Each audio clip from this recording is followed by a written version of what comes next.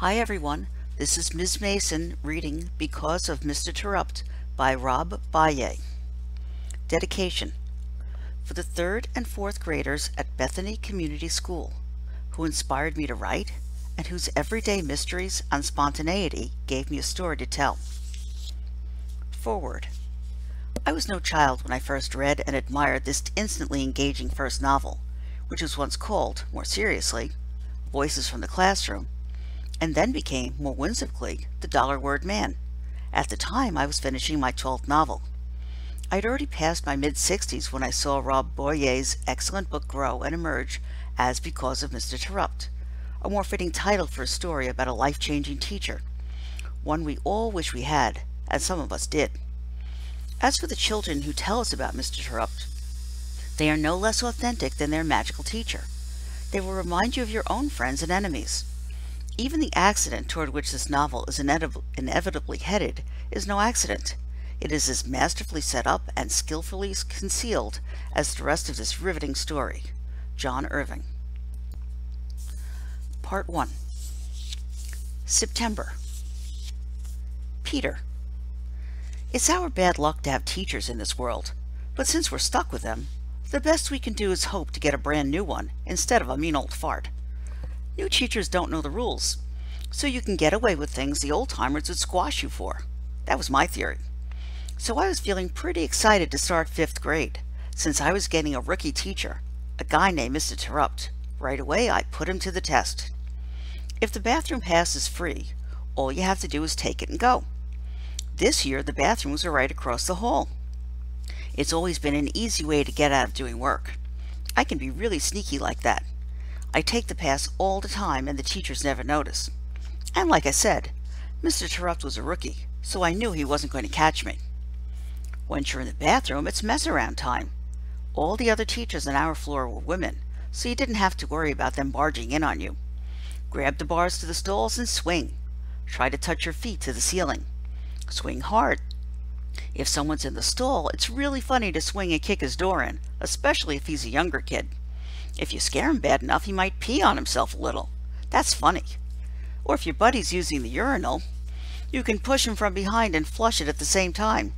Then he might get a little wet. That's pretty funny too. Some kids like to plug up the toilets with big wads of toilet paper, but I don't suggest you try doing that. You can get in big trouble. My older brother told me his friend got caught and he had to scrub the toilets with a toothbrush. He said the principal made him brush his teeth with that toothbrush afterward too. Mrs. Williams is pretty tough, but I don't think she'd give out that kind of punishment. I don't want her to find out either. When I came back into the classroom after my 4th or 5th trip, Mr. Terupt looked at me and said, "Boy, Peter, I'm going to have to call you Mr. Peabody, or better yet, Peter the Peer. You do more peeing than a dog walking by a mile of fire hydrants." Everybody laughed. I was wrong. He had noticed. I sat down. Then Mr. Terupt came over and whispered in my ear, "My grandpa used to tell me to tie a knot in it." I didn't know what to do. My eyes got real big when he said that. I couldn't believe it. But that didn't matter. Mr. Terupt just went right back to the front board and the math problem he was going over. I sat there with my big eyes. Soon a smile, too. "What did he say?" Marty asked. Marty's desk was right next to mine. "Nothing," I said. Ben and Wendy leaned across their desk to hear. They sat right across from us. Our 4 desks made up a table number 3. Mr. Terupt called us by table sometimes. "Nothing," I said again. It would be my secret. How cool was Mr. Terupt? His reaction was better than being yelled at like the old farts would have done. Some kids in my class would have cried, but not me. And somehow, I think Mr. Terupt knew I wouldn't. It was his way of letting me know that he knew what was going on, without making a huge stink about it. I liked that about Mr. Terupt. He sure could be funny, and I'm a funny guy. This year, for the first time in my life, I started thinking school could be fun. Jessica. Act 1, Scene 1. The first day of school. I was nervous, somewhat. The sweaty palms and dry mouth syndrome struck. This wasn't surprising. After all, I was coming to a brand new place. My mom and I had just moved all the way from the Pacific Ocean to the Atlantic Ocean, over here in Connecticut. So it was my first day in Snow Hill School. My mom came to help me get settled. We walked through the glass doors and beautiful entryway and stopped in the main office to ask for directions. A red-haired woman who proved to be exceptional at multitasking greeted us with a smile and a slight nod. She did this while the phone rested between her ear and shoulder, allowing her hands to scribble notes from a conversation she was having in her free year with the brown-haired lady standing next to her. We waited. My fingers dug into the hard cover of my book. "Hi, I'm Mrs. Williams, the principal."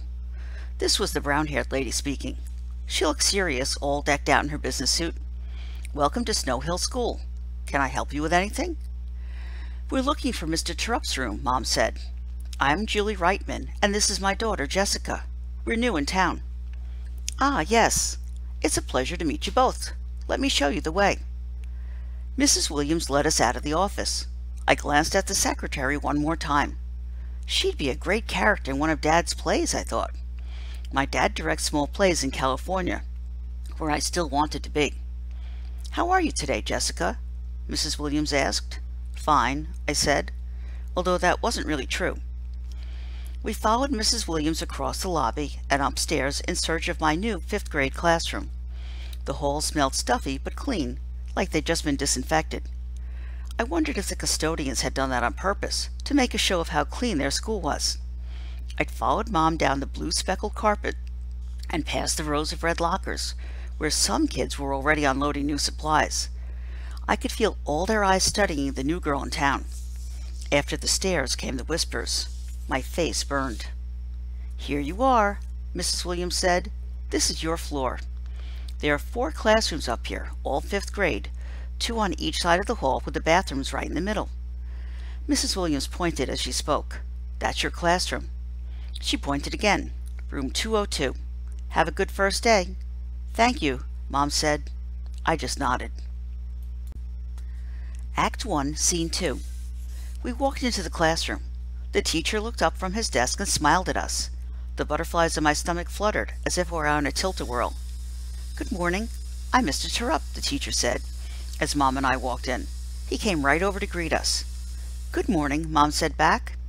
"I'm Julie Reitman, and this is Jessica. I think she's a little nervous being a new student." My tongue felt so swollen that I couldn't talk. I settled on returning Mr. Terupt's smile. It was a friendly one. "Well, this is my first day, too. So I guess we'll try to figure things out together," he said. My smile grew. "Your seat is right over there at table 2. You're with Natalie, Tommy, and Ryan. Being near the windows should give you some good reading light. That's a great book you have there, Jessica." I looked down at my book. A Wrinkle in Time. I rubbed my hand over the cover. "I really like happy endings," I said. "Me too," Mr. Terupt said. "I'll do my best to give you a happy ending this year." I smiled again.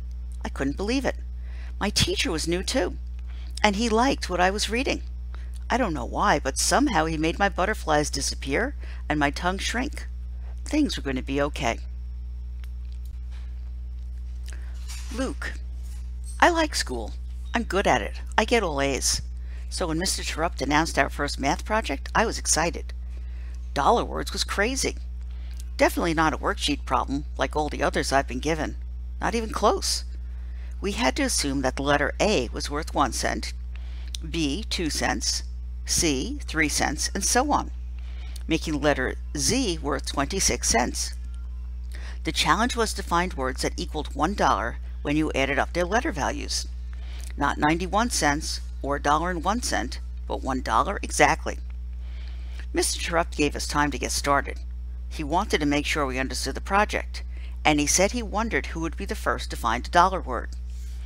I immediately made a data table of all the letters and their corresponding values, a quick reference for me.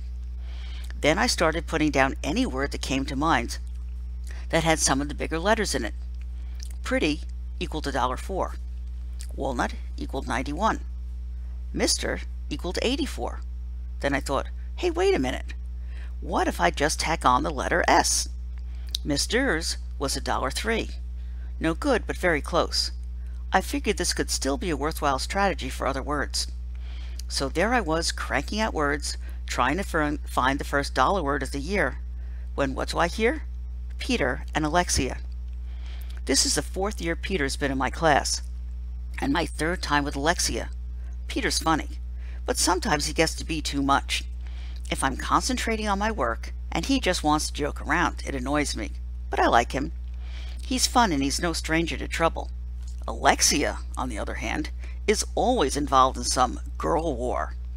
That's stuff I don't get. She loves to wear flashy clothes, dresses, skirts, fancy shoes, and she always has the accessories to go with them. And she says the word like way too much.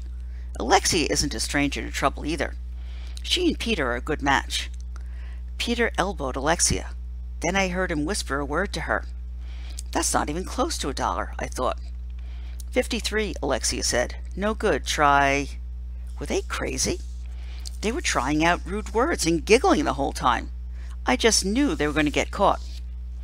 That's no good either, Peter said. Maybe. What a butthead! As soon as I thought it, I knew it was a word worth calculating. Sure enough, butthead equaled 81. I tacked on the S. There wasn't just one butthead, but two buttheads. Dollar word. I was just about to call out that I had found one when Peter beat me to it. I've got a word, he yelled. Buttocks! He strutted to the board like he was the coolest thing since sliced bread, and wrote it out for the class. Buttocks, he said again. Buttocks. Peter went on to demonstrate how the word added up to $1. Mr. Terupt didn't interrupt. Just as I was about to, the new girl did. Buttocks is spelled with a K in it, Peter, Jessica said. Peter looked to Mr. Terupt. Sorry, Peter, she's right. Better try again. And maybe you should choose a different type of word than the ones you've been coming up with. Peter slunk back to his seat. No surprise to me. Mr. Terupt knew what Peter was up to the whole time. I raised my hand. Mr. Terupt, I've got one. I walked up to the board and wrote butthead. That was followed by a chorus of laughs. Butthead, I said. Butthead adds up to 81 cents. But if we have more than one, then we get butt heads. And butt heads is a $1 word. Just ask Peter and Alexia. Mr. Terupt snickered. That's enough, Luke. I must say this isn't a word I was expecting. But nonetheless, it's our first $1 word. Congratulations. $1 Words was the best math project ever. We started it on a Wednesday, $1 word, and worked for 3 weeks. Through trial and error, and a few strategies I learned along the way, and some helpful hints from Mr. Terupt, I broke the record for most $1 words. My final poster was covered with 54 of them. Mr. Terupt looked at my work and smiled. Luke, this is excellent. $1 word. You're the $1 word champ.